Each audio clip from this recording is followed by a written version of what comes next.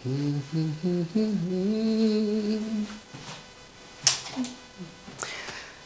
नमस्कार दोस्तों। उम्मीद है आप सभी लोग अच्छे होंगे और पढ़ाई भी बहुत अच्छा हो रहा होगा। तो अभी हम लोग जो बात करने वाले हैं वो हो जाता है हमारा बिहार स्पेशल। बिहार स्पेशल में हम लोगों ने प्राचीन भारत के इतिहास में जितने भी फैक्ट थे और जितने भी टॉपिक थे हम लोगों ने समाप्त किया। अगर प्राचीन बिहार का जो अगर इतिहास से प्रश्न पूछता है तो निश्चित तौर पे आप लोगों ने जो भी पढ़ा है, जो भी आपने रिवाइज किया है, वहीं से प्रश्न पूछेगा। ठीक है। और दूसरा अगर हम लोग बात करें तो मध्यकाल, आज से हम लोग स्टार्ट करेंगे मध्यकाल। जैसे मध्यकाल में हम लोग देखेंगे पाल वंश। तो जब भी आप बिहार का इतिहास पढ़ते हैं और बिहार के इतिहास से जो पाल वंश है, यहाँ से सबसे ज़्यादा सवाल पूछा जाता है आपके बीपीएससी के द्वारा। तो चलिए हम लोग इसको शुरुआत करते हैं। तो पहला प्रश्न हम लोग देखेंगे। पहला प्रश्न कहता है कि मध्यकाल का जो प्रारंभ है किस शासक की मृत्यु के बाद माना जाता है ना। किस शासक की मृत्यु के बाद मध्यकाल का प्रारंभ माना जाता है, यही सवाल है आपका। इसका आंसर हो जाएगा हर्षवर्धन। हर्षवर्धन के मृत्यु के बाद ही मध्यकाल का प्रारंभ जो है शुरू हो जाता है, माना जाता है। अगला सवाल है, कहता है कि कब से मध्यकाल का प्रारंभ माना जाता है, कब से माना जाता है ना। तो 647 ईस्वी हम लोग देखेंगे। इसका आंसर डी हो जाएगा। 647 ईस्वी के बाद मध्यकाल का जो प्रारंभ है यह हो जाता है। उसके बाद देखिए, कहता है कि 8वीं से 12वीं सदी को कौन सा काल माना जाता है ना। और यह सवाल जो है आपसे पूछा जाता है। इसी को हम लोग पूर्व मध्यकाल कहते हैं। ठीक है, इसी को हम लोग पूर्व मध्यकाल कहते हैं। बहुत इंपॉर्टेंट है ये सेशन आपके लिए। जितने भी हम लोग टॉपिक बाय टॉपिक कर रहे हैं ये बहुत इंपॉर्टेंट होता है। टॉपिक यानी कि पाल वंश से अगर 60-70 प्रश्न जो भी है तो यहीं से प्रश्न पूछेगा, घुमा के कभी इससे कभी उससे। यही प्रश्न है, इधर से ही निकालता है प्रश्न। अधिकतर जो भी बनाया गया है आपके एग्ज़ाम के लिए बहुत इंपॉर्टेंट है। तो चलिए हम लोग आगे का प्रश्न देखते हैं। हम लोग चौथा नंबर सवाल है। 4 कहता है कि पूर्व मध्यकाल का काल कब से कब तक माना जाता है। 4 नंबर। तो ये देखिए, इसको 8वीं से 12वीं शताब्दी कहते हैं। आंसर क्या हो जाएगा, ए हो जाएगा। ठीक है, 8वीं से 12वीं सदी जो शताब्दी है इसी को हम पूर्व मध्यकाल का काल मानते हैं, है ना। अगला सवाल है, कहता है कि पूर्व मध्यकालीन बिहार में मूल रूप से किसने शासन किया था, है ना। 5 नंबर सवाल जो बहुत इंपॉर्टेंट है, बहुत इंपॉर्टेंट है। कहता है कि पूर्व मध्यकालीन बिहार में मूल रूप से किसने शासन किया था। तो यहाँ पे देखिएगा, पाल वंश भी है और कर्नाट वंश भी है और सेन वंश भी है। आंसर क्या हो जाएगा, डी हो जाएगा। ए, बी और सी ये तीनों हो जाते हैं। और तीनों से सवाल बहुत बार पूछा गया है बीपीएससी के द्वारा। या तो पाल वंश की बात करें, या कर्नाट वंश की बात करें, या सेन वंश की बात करें। पाल वंश का संस्थापक कौन है। पाल वंश का संस्थापक जो है, यहाँ देखिए ये भी बहुत इंपॉर्टेंट है। पाल वंश का संस्थापक गोपाल को कहा जाता है ना। गोपाल को पाल वंश का संस्थापक कहा जाता है। चलिए आगे हम लोग बढ़ेंगे। अगला सवाल है, गोपाल का शासनकाल यहाँ पे पूछा जा रहा है। गोपाल का शासनकाल कब से कब तक माना जाता है ना। हम लोगों ने पाल वंश का संस्थापक देखा, तो पाल वंश का संस्थापक कौन हो जाते हैं, गोपाल हो जाएंगे। 7 नंबर देखेंगे, कहता है कि गोपाल का शासनकाल कब से कब तक था। तो यहाँ पे देखिए 750 से लेकर के 770 ईस्वी तक होता है। 750 से 770 ईस्वी तक। अगला सवाल कहता है कि किस इतिहासकार के अनुसार गोपाल पुंड्रवर्धन यानी कि बोगरा जिले के क्षत्रिय कुल के थे। ये कहता है किस इतिहासकार के हैं, किस इतिहासकार ने ये कहा है कि गोपाल जो है पुंड्रवर्धन के क्या हो जाते हैं, क्षत्रिय कुल के थे। 8 नंबर सवाल हम लोग देखेंगे। और यहाँ देखिए, है ना, 8 नंबर सवाल जो है इसका आंसर हो जाएगा तारानाथ। ये तारानाथ जो इतिहासकार हैं इन्हीं के अकॉर्डिंग कहा गया है क्षत्रिय। अगला सवाल जो 9 नंबर आप लोग देख रहे हैं, तारानाथ किस देश का इतिहासकार था, है ना। 9 नंबर सवाल है, पूछा जा सकता है आपसे, बहुत इंपॉर्टेंट है। क्योंकि इनका संबंध तिब्बत से है ना। कहता है तारानाथ किस देश के इतिहासकार थे, तो तिब्बत हो जाएगा। अगला सवाल कहता है कि निम्न में से किस राज्य का प्राचीन नाम पुंड्रुवर्धन था, है ना। 10 नंबर क्या हो जाएगा, पुंड्रुवर्धन कौन हो जाएगा, तो ये हो जाएगा आपका बंगाल। और गोपाल के बाद कौन शासक बना, गोपाल के बाद कौन शासक बना, तो गोपाल के बाद उनके पुत्र जो हैं धर्मपाल ये शासक बनते हैं, है ना, धर्मपाल। फिर सवाल कहता है कि धर्मपाल का शासनकाल बताइए कब से कब तक है ना, कब से कब तक है धर्मपाल का शासनकाल। धर्मपाल से सवाल बहुत ज़्यादा पूछे जाते हैं, तो ये हो जाएंगे 770 से लेकर के 810 ईस्वी तक, है ना। इसका आंसर क्या हो जाएगा, सी हो जाता है। 770 से लेकर के 810 तक होता है। और आप लोगों ने देखा होगा कि गोपाल का जो शासनकाल है वो 750 से लेकर के 770 होता है। और ये 770 से 810 कौन हो जाते हैं, धर्मपाल हो जाते हैं, है ना। कहता है कि निम्न में से किस पाल शासक ने कनौज पर आक्रमण किया था, है ना। 13 नंबर सवाल कहता है कि कनौज पर आक्रमण किसने किया था, तो धर्मपाल ने किया था कनौज पर अधिकार। अगला सवाल कहता है कि धर्मपाल ने किसे कनौज का शासक नियुक्त किया था। 14 नंबर सवाल क्या हो जाएगा, तो चक्रा युद्ध को, इंपॉर्टेंट है आपके लिए, बहुत भी आई है, चक्रा युद्ध को नियुक्त किया गया था, है ना। कनौज का जो शासक नियुक्त किया गया धर्मपाल के द्वारा, इसका नाम चक्रा युद्ध होता है। अगला सवाल है निम्न में से किस पाल शासक ने उत्तरापथ स्वामीन की उपाधि धारण की। और यह सवाल जो है बीपीएससी में प्रश्न पूछा गया है। और यह उत्तरापथ स्वामीन जो है इसकी उपाधि धर्मपाल ने रखा, है ना। इसकी उपाधि जो है धर्मपाल के द्वारा रखा जाता है। चलिए आगे हम लोग बढ़ते हैं। 16 नंबर सवाल है, कहता है कि उदय सुंदरी के रचनाकार कौन है। 16 नंबर, उदय सुंदरी के रचनाकार सोड्डल हो जाते हैं। आंसर इसका बी हो जाएगा, सोड्डल हो जाएंगे, उदय सुंदरी के लेखक हो जाते हैं। सोड्डल ने किस पाल शासक को अपनी रचना में उत्तर का स्वामी कहा है ना। 17 नंबर सवाल है, बहुत VVI है आपके लिए, है ना। और ये जो शासक हैं धर्मपाल हो जाते हैं। सोडल ने कहता है, सोडल ने किस पाल शासक को अपनी रचना में उत्तर का स्वामी किसको कहा, तो उत्तर का स्वामी धर्मपाल को इन्होंने कहा है, सोडल ने, है ना। चलिए आगे हम लोग बढ़ते हैं 18 नंबर सवाल से।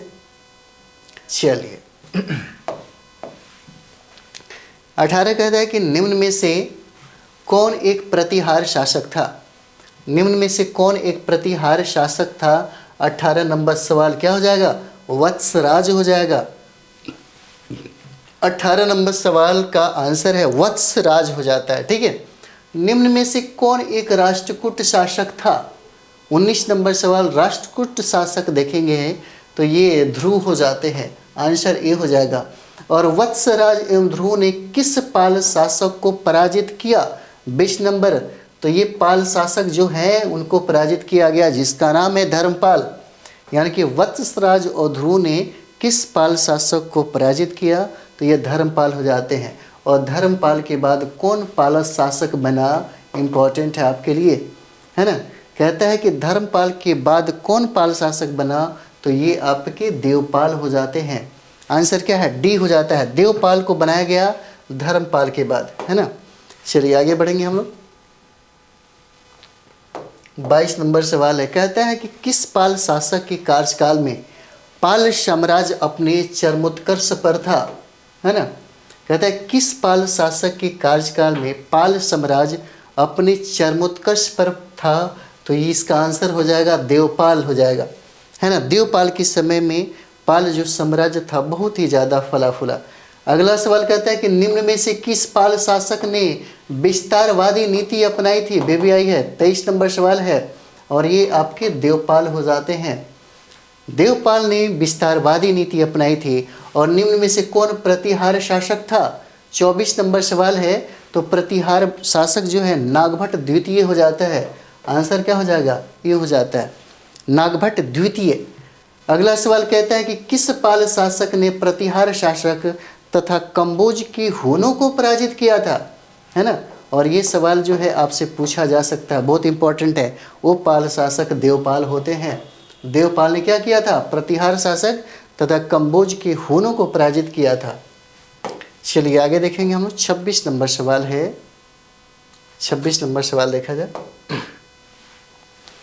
26 कहता है कि बालपुत्र देव कहाँ का शासक था। 26 नंबर सवाल क्या हो जाएगा, तो देखिए ये जावा के शासक होते हैं, बहुत इंपॉर्टेंट है ये वाला।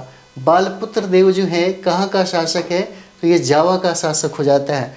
27 नंबर हम लोग देखेंगे, कहता है कि किस पाल शासक ने जावा के शासक के अनुरोध पर नालंदा में एक विहार की देखरेख के लिए 5 गांव अनुदान दिया था। किसने, तो 27 नंबर सवाल इसका आंसर देखिए बी हो जाएगा, देवपाल के द्वारा, है ना। ये कौन हो जाता है, देवपाल के द्वारा, ठीक है, देवपाल के द्वारा गांव जो है अनुदान में दिया गया। निम्न में से कौन पाल शासक बौद्ध धर्म के प्रश्रयदाता के रूप में प्रसिद्ध था। 28 नंबर सवाल क्या हो जाएगा, तो ये देखिए देवपाल हो जाएंगे, है ना। 28 का ए आंसर हो जाता है देवपाल। चलिए आगे देखेंगे हम लोग। चलिए 29 नंबर सवाल हम लोग देखेंगे। 29 नंबर सवाल कहता है कि अरब यात्री सुलेमान ने किस पाल शासक को सर्वश्रेष्ठ माना है। 29 नंबर सवाल है, क्या हो जाएगा, अरब यात्री सुलेमान ने, किसने, तो सुलेमान ने। सुलेमान कहाँ का है, तो अरब का है। कहता है कि ये अरब यात्री ने किस पाल शासक को सर्वश्रेष्ठ माना, तो ये देवपाल हो जाता है। 30 नंबर सवाल हम लोग देखेंगे। 30 कहता है किस पाल शासक के मृत्यु के बाद मिहिरभोज एवं महेंद्रपाल के शासन काल में प्रतिहारों ने पूर्वी उत्तर प्रदेश और बिहार के अधिकांश क्षेत्र पर अधिकार कर लिया। कौन सा उस समय पाल शासक था, तो यही पाल शासक था। इन्हीं के मृत्यु के बाद ये सब हुआ, देवपाल की मृत्यु के बाद। 11वीं सदी में कौन पाल शासक बना। 31 नंबर सवाल कौन हो जाएगा, तो महिपाल हो जाता है। आंसर क्या है, सी हो जाएगा। चलिए आगे हम लोग देखेंगे। 32 नंबर सवाल है, कहता है कि पाल वंश का द्वितीय संस्थापक किसे कहा जाता है। 32 नंबर सवाल, पाल वंश का द्वितीय संस्थापक किसे कहा जाता है, तो यह महिपाल को ही कहा जाता है। और महिपाल के समय किसने बंगाल पर आक्रमण किया था। महिपाल के समय किसने बंगाल पर आक्रमण किया था, तो 33 क्या हो जाएगा, राजेंद्र चोल ने किया था, है ना। आंसर ए है राजेंद्र चोल। और पाल वंश का अंतिम जो शासक है कौन हो जाता है, बहुत VBI है। 34 नंबर सवाल, तो ये रामपाल हो जाते हैं, है ना। पाल वंश का जो अंतिम शासक है रामपाल हो जाते हैं। रामचरित्र के रचनाकार कौन होते हैं। 35 नंबर अगर सवाल हम लोग देखेंगे तो VBI है। और ये है संध्याकर नंदी, रामचरित्र के रचनाकार हैं जिनका नाम है संध्याकर नंदी। आंसर ए हो जाएगा, है ना। चलिए आगे हम लोग बढ़ते हैं। अगला सवाल 36 नंबर। आप लोग बस रिवाइज करते जाइए, बहुत काम देगा, बहुत काम देगा। जब भी प्रश्न आएगा अगर रिवाइज किए रहेंगे तो ज़रूर आपसे बनेगा, क्योंकि आप पढ़े हैं। एक बार रिवाइज कर लीजिए, कन्फ्यूज़न भी दूर हो जाएगा, है ना। तो रामचरित्र किस पाल शासक से संबंधित है। 36 नंबर सवाल, तो देखिए रामपाल से संबंधित हो जाएगा। कहता है कि गढ़वाल वंश के शासक गोविंद चंद्र के मनेर ताम्रपत्र से किस कर की चर्चा मिलती है ना। क्या कहता है कि गढ़वाल वंश के शासक जिसका नाम है गोविंद चंद्र के मनेर ताम्रपत्र से किस कर की चर्चा मिलती है। 37 नंबर सवाल क्या होगा, तुर्क दंड की चर्चा मिलती है। तुर्क दंड की, याद रखिएगा, बहुत VBI है। तुर्क दंड की जो चर्चा है मनेर ताम्रपत्र से मिलता है। और ये किसका है, तो गोविंद चंद्र का हो जाता है। और ये गोविंद चंद्र किस वंश के शासक हैं, तो गढ़वाल वंश हो जाते हैं। पाल शासक किस धर्म के अनुयायी थे, तो पाल शासक जो हैं ये आपकी बौद्ध धर्म के अनुयायी हो जाते हैं। 38 नंबर सवाल, है ना। चलिए आगे बढ़ा जाए। 39 नंबर सवाल है। 39 नंबर सवाल, किस वंश के शासकों ने विक्रमशिला महाविहार स्थापित करवाया था। 39 नंबर सवाल क्या हो जाएगा, तो ये पाल शासक के द्वारा किया गया था, है ना। और विक्रमशिला महाविहार किसने स्थापित करवाया था, तो 40 देखिए धर्मपाल के द्वारा स्थापित करवाया गया था। और कहता है कि धर्मपाल ने कितने गांव नालंदा महाविहार विश्वविद्यालय को दान स्वरूप दिया था, तो कितना हो जाएगा, 200 गांव दिया था। और यह जो सवाल है, यह तीनों का तीनों जो सवाल है बहुत ही वीवीआई है, बहुत इम्पोर्टेंट है। किस वंश के शासकों ने उदंतपुर और जगदल विश्वविद्यालय स्थापित करवाया है ना? किसने करवाया है? तो ये देखिए 42 का क्या होगा, पाल वंश ने ये करवाया था। उदंतपुर विश्वविद्यालय और जगदल विश्वविद्यालय की जो स्थापना है पाल शासकों, इन्हीं सम्राटों के द्वारा किया गया। चलिए अगला देखते हैं हम लोग। 43 नंबर सवाल है। 43 नंबर कहते हैं पाल शासकों के किस देश से घनिष्ठ संबंध थे? 43 नंबर, तिनका जो घनिष्ठ संबंध था वो तिब्बत के साथ था। पाल शासकों का है ना, तिब्बत के साथ हो जाता है। निम्न में से कौन विद्वान तिब्बत गया था? है ना, 44 नंबर अगर हम लोग देखेंगे, कहता है कि निम्न में कौन विद्वान जो तिब्बत गया था, है ना? तो आंसर देखिए, आपका आंसर डी हो जाएगा। एक तो शांत रक्षित हो जाते हैं और दूसरा नाम अतिश दीपंकर हो जाते हैं, है ना? शांत रक्षित और अतिश दीपंकर, ये दोनों लोग हैं, यह तिब्बत गए हुए थे। 45 नंबर सवाल हम लोग देखेंगे। कहता है 45 नंबर कि किसके अभियानों के बाद, है ना, नालंदा विश्वविद्यालय में शिक्षा प्राप्ति के लिए बौद्ध धर्म जो बौद्ध भिक्षु हैं, धर्मा स्वामी जो है तिब्बत से बिहार आए थे? किसके समय में, किस अभियान के समय में, है ना? किसके अभियानों के बाद नालंदा महाविहार में शिक्षा प्राप्ति के लिए जो बौद्ध भिक्षु हैं जिनका नाम है धर्मा स्वामी, तिब्बत से बिहार आए थे? 45 नंबर सवाल क्या हो जाएगा? तो देखिए बख्तियार खिलजी के समय में। यही बख्तियार खिलजी ने नालंदा विश्वविद्यालय को जला दिया, लूट लिया, इसको तहस नहस कर दिया, है ना? चलिए आगे हम लोग बढ़ेंगे। अगला सवाल कहता है कि शैलेंद्र वंशीय शासक ने किस पाल शासक से नालंदा में एक बौद्ध मंदिर के निर्माण की अनुमति प्राप्त की? 46 नंबर सवाल, है ना? ये शैलेंद्र वंशीय जो शासक है, कहता है किस पाल शासक से नालंदा में बौद्ध मंदिर के निर्माण की अनुमति मांगी? तो यही है देवपाल, जो प्रश्न पूछा जाता है आपसे, बहुत इंपॉर्टेंट है ना, बहुत इंपॉर्टेंट है। उसके बाद हम लोग देखेंगे यहाँ पे, देखिए प्रतिमाओं के निर्माण में पाल युग सर्वश्रेष्ठ है, कौन सा? तो काश्य का, है ना? इसका आंसर क्या हो जाएगा? बी हो जाएगा। काश्य प्रतिमाओं के निर्माण में पाल जो युग है सर्वश्रेष्ठ है। जैसे हम लोग देखेंगे जब आप मेंस पढ़ते होंगे तो मेंस में हम लोग को इतिहास में आर्ट एंड कल्चर पढ़ना है, जिसमें पाल कला मिलेगा। और पाल कला में देखिएगा, पाल कला में ये जो काश्य हैं, इसके जो कलाकार हैं उनका नाम है धीमन और बिठकाल, है ना? धीमन और बिठपाल नाम है इनका, बिठपाल, ये बहुत ही प्रसिद्ध होते हैं। और काशा यानी कि टीन और तांबा को गला करके जो काशा बनाया जाता है, इसी को साँचा में ढालने की बहुत सारे कारखाना आपको मिला नालंदा में, कुकरीहार में, है ना? और यही सवाल कहता है कि प्रतिमाओं के निर्माण में पाल युग जो है सर्वश्रेष्ठ है, किस कला में? तो ये देखिए काश्य कला में। अगला सवाल देखते हैं 48, निम्न में से किसने पाल वंश को रुहेला कहा है ना? 48 नंबर सवाल, रुहेला किसने? तो सुलेमान ने कहा। निम्न से किसने पाल वंश को रुहेला कहा? सुलेमान ने पाल वंश को क्या कहा? रुहेला कहा, है ना?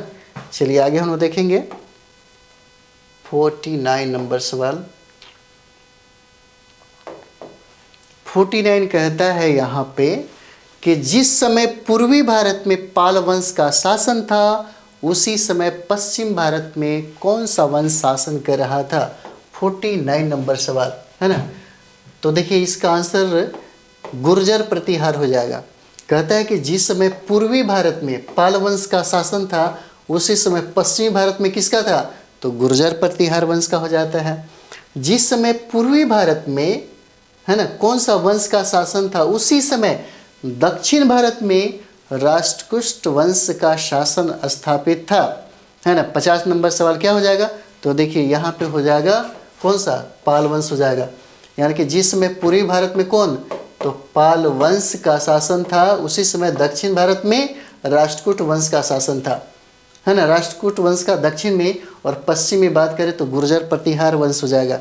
देखिए कहता है कि हर्षवर्धन के समय, है ना, 51 नंबर, हर्षवर्धन के समय जो है यह कनौज, यहाँ पे देखें कनौज भारत में शक्ति का केंद्र बन चुका था। और इसी को लोग लेकर के त्रिपक्षीय जो संघर्ष था, त्रिपक्षीय संघर्ष 3 शासकों के बीच में इस पर नियंत्रण करने का बार बार हमेशा इसी में पाल वंश जो है उलझता चला गया।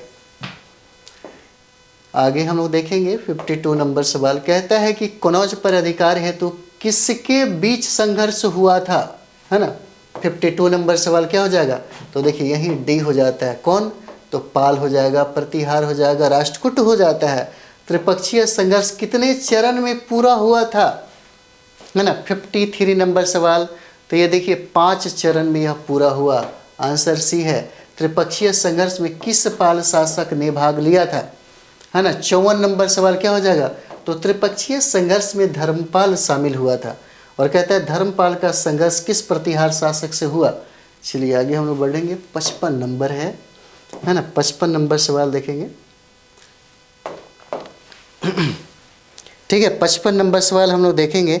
55 कहता है कि धर्मपाल का संघर्ष किस प्रतिहार शासक से था, तो वत्स राज से हो जाएगा। अगला सवाल 56 धर्मपाल के बाद किस पाल शासक ने त्रिपक्षीय संघर्ष में भाग लिया था, तो 56 नंबर देखेंगे ये हो जाता है। 56 नंबर का देखिए ये देवपाल हो जाएंगे, विग्रह पाल हो जाएंगे और नारायण पाल हो जाते हैं। 56 नंबर सवाल जो है इसका आंसर क्या हो जाएगा, डी हो जाएगा, है ना। त्रिपक्षीय संघर्ष में अंतिम रूप से, है ना, किस वंश की विजय हुई। 57 नंबर सवाल, तो यहाँ पे देखिए ये गुर्जर प्रतिहारों का ही जीत हुआ था। यहाँ पे गुर्जर प्रतिहारों का जीत हुआ। बहुत इम्पोर्टेंट हम लोग अभी कर रहे हैं। और अगला सवाल है हमारा 58, कहता है किस वंश ने सर्वाधिक दिनों तक कनौज पर शासन किया, है ना। तो ये देखिए पाल वंश ने किया था। 58 का क्या हो जाएगा, सी। किस वंश ने सर्वाधिक दिनों तक कनौज पर शासन किया, तो ये पाल वंश हो जाता है। और इस सेशन का हम लोग अंतिम जो सवाल है, अंतिम सवाल यहाँ पे देख रहे होंगे आप, यह है बिहार एवं बंगाल से, है ना। किस गुर्जर प्रतिहार शासक का अभिलेख प्राप्त हुआ है, यह सवाल पूछा जाता है। बहुत इंपॉर्टेंट है। और ये हो जाते हैं महेंद्रपाल, है ना, महेंद्रपाल हो जाते हैं। पाल वंश से बीपीएससी में बहुत ज़्यादा सवाल पूछा है, इससे बाहर नहीं रहेगा। जैसे हम लोग कर्नाटक वंश पढ़ेंगे, सेन वंश पढ़ेंगे, तो यही से प्रश्न पूछता है। और हम कोशिश करते हैं कि जो भी इम्पोर्टेंट है इम्पोर्टेंट भी बताते चलते हैं ताकि आपको याद रहे, है ना। तो इसके बाद हम लोग कर्नाटक वंश करेंगे।